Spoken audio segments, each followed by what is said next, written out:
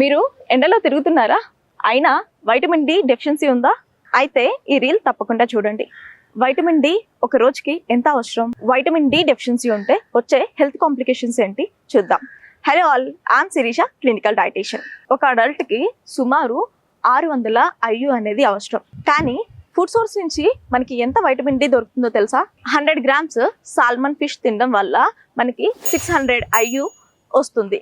అది ఒక per day కావాల్సిన వైటమిన్ డి అనేది రీచ్ అవుతుంది. 100 grams ట్యూనా ఫిష్ నుంచి మనకి 250 IU అనేది దొరుకుతుంది.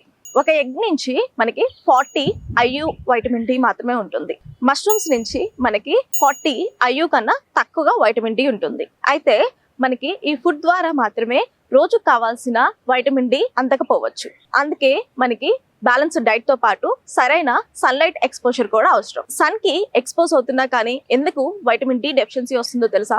డార్క్ పిగ్మెంటేషన్ ఉన్న వాళ్ళకి, ఒబేసిటీ ఉన్న వాళ్ళకి, సీలియాక్ డిసీజ్, క్రాన్స్ డిసీజ్, అదే విధంగా సిస్టిక్ ఫైబ్రోస్ ఉన్న వాళ్ళకి వైటమిన్ డి డెఫిషియన్సీ అనేది ఎక్కువగా ఉంటుంది. వీళ్ళకి అబ్జార్ప్షన్ చాలా తక్కువగా ఉంటుంది. మనకి ఎలాంటి హెల్త్ కాంప్లికేషన్స్ వస్తాయో తెలుసా?